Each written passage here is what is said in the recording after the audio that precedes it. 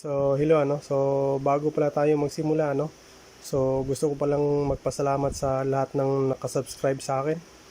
So, taos puso po akong nagpapasalamat na tinatangkilik niyo yung video ko. At salamat na rin sa panonood Tsaka kung dun sa mga subscriber po na gustong ma-shoutout sa next video po na gagawin natin, paki-comment na lang dun sa baba para magawa natin. So ngayon may tayo sa shoutout natin si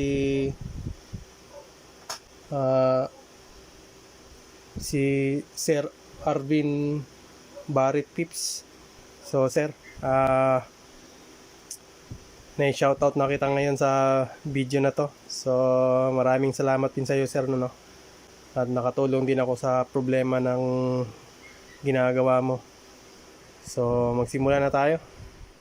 So bali may tanggap tayong panibagong welding inverter Fujima yung brand. Bali model yan MMA 300. So yan yung itsura. So madumi na So hindi ko pala alam yung anong problema nito. So hindi na natin papaandarin Tapos buksan ko na lang to, tapos linisin natin para makita natin yung loob Tsaka kung pagbukas natin may makita tayong piyesa na sira, so hindi na natin papaandarin kasi hindi ko alam kung anong problema walang sinabi yung may-ari. At saka yung pinag-iwanan nito walang sinabi. Ito na yung loob ni Fujima So yan, bali compact. Ito yung control board. Nandito na yung PWM natin. Yan. Tapos yan buksan lang natin to para makita natin yung loob. Bali ito na yung board ni Fujima MMA 300. So ayan, yung IGBT na ginamit dalawa tsaka tatlong diode ang ginamit. Ito yan, compact masyado. Gawa nga ng nag-iba yung board dito kaya naging compact. Yung control board at saka PWM, ito yon. So sinama na dito kaya medyo maliit yung board. So mag-test lang tayo kung kung may shorted ba kasi hindi ko rin alam yung problema nito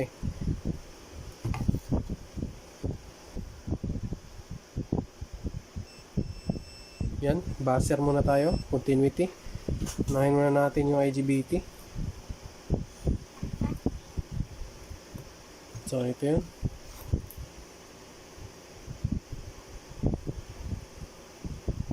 So hindi naman.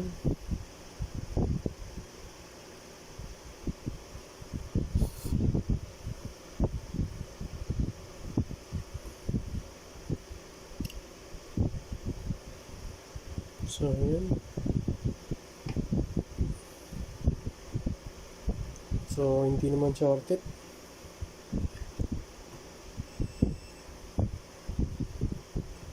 Capacitor. Yan, charge lang yan. Yan. So output diode.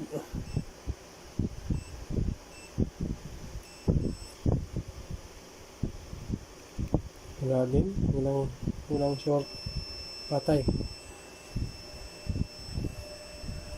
May shorted yung output. Kita ko sa meter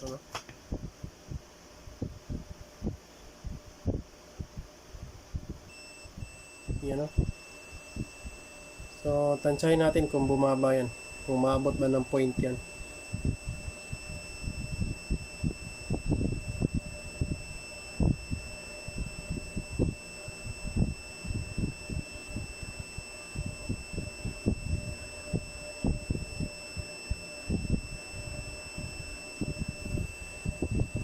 So shorted yung diode, balik ka rin natin yan yung output diode natin shorted.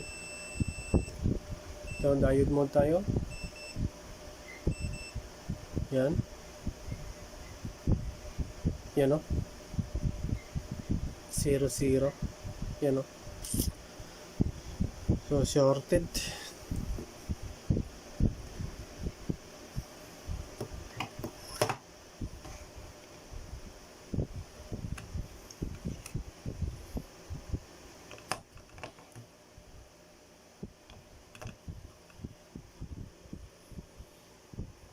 So, tanggalin ko lang yung IGBT at saka itong dalawang heatsink. Nandito yung IGBT.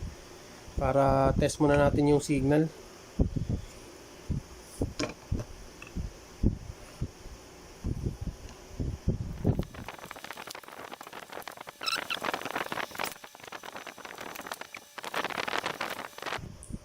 So, natanggal na natin, ano? So, ang dami palang alikabok nito. So, kailangan natin linisin. So, tingnan nyo na yan. So, tingnan nyo, ang daming mga alikabok na, ano? So, kailangan natin linisin yan. Kasi isa yan sa nagdudulot ng problema.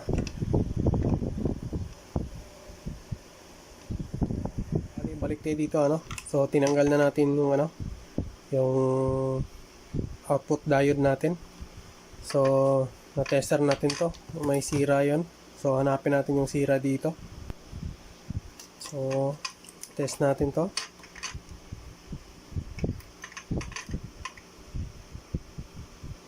So, ayan. So, okay to.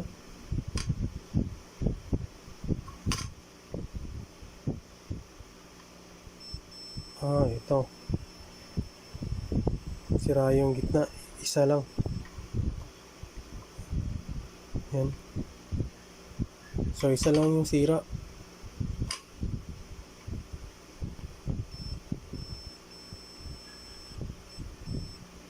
Yung kabila, hindi. Pero palitan na rin natin yan. So, ang pyesa na ginamit dito, ang number, ano?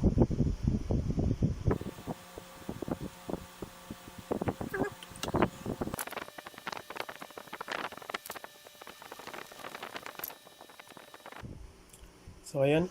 Yan yung number, ano? 25U20.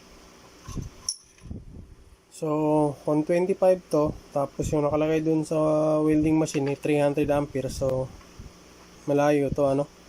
Kasi 25, 25, tsaka 25 pa. So, nasa 75 amperes lang to. Kaya, papalitan natin nung... Ito, papalit natin. Yan. Tatlong ganito yung palit natin para tumibay yun, ano.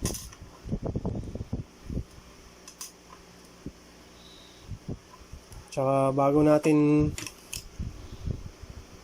ibalik to, linisin muna natin dito. Linisin ko muna yan, ano. So, di ko napapakita pag paano linisin, ano.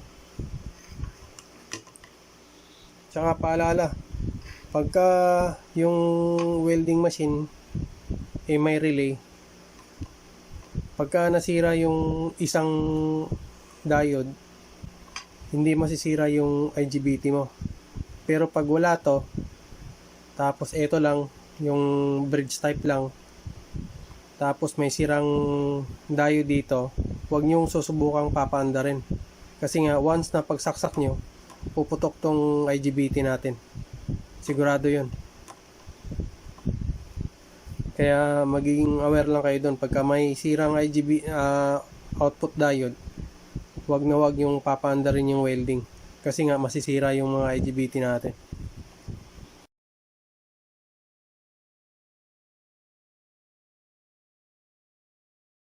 Kabit na natin yung bago, ano. So, tatlo to bago. Yan. Yan yung luma, yung nasa taas.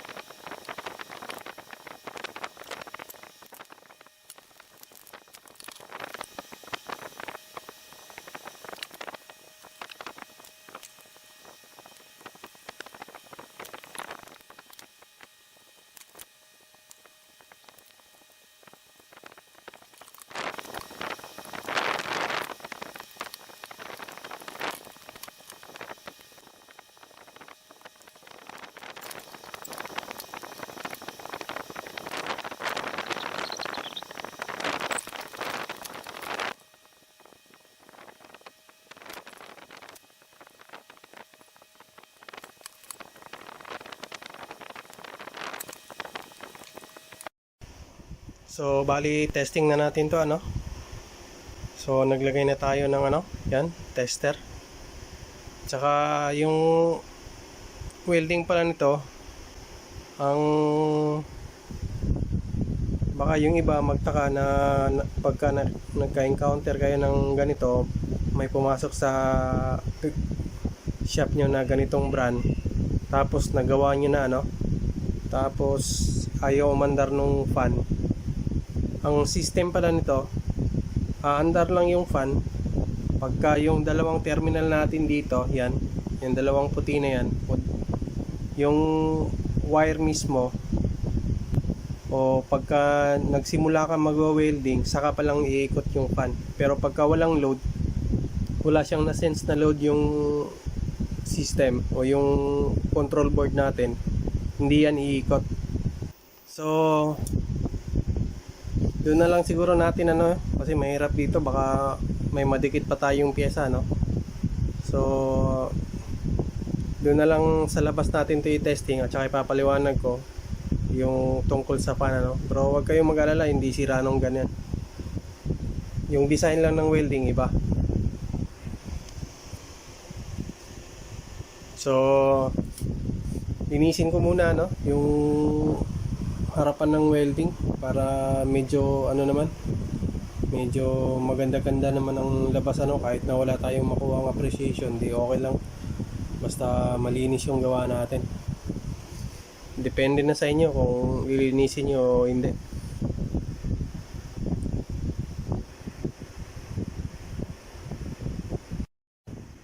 At saka ito pala yung ano, kalimutan ko, ito pala yung diagram niya.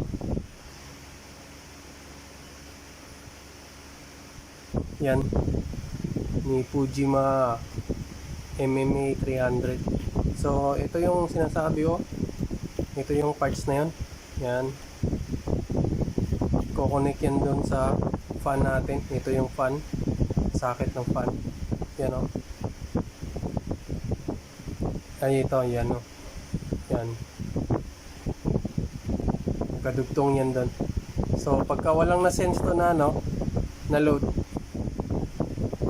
hindi iikot yung fan. Kasi yung karaniwan kasi, pag on mo ng welding, iikot yung fan. Meron namang iba, hindi rin ganitong design niya, pero ang ano naman, halos magkaparehas lang sila ng ano, ng system na, no, na pagka nag-spark pa lang yung welding rod, saka pa lang iikot yung fan. May mga ganong ano, mga circuit na pagkakaiba nila, no. So bali dito na tayo sa labas, ano, iti-testing na natin to. So ang sinasabi ko, yung design ng fan nito, iikot lang yung fan pagka nagdikit na yung welding rod natin, ano. Bali on na natin yung welding, ano, tapos tingnan natin kung iikot ba yan. So ayan, naka-on na yan. So pansinin niyo yung fan, ha, pagka dinikit ko yung welding. Oh, umikot, di ba? So yan yung design niya. Iikot lang yung fan pagka dumikit na yung ano nyo, welding nyo. So testing natin yung welding to.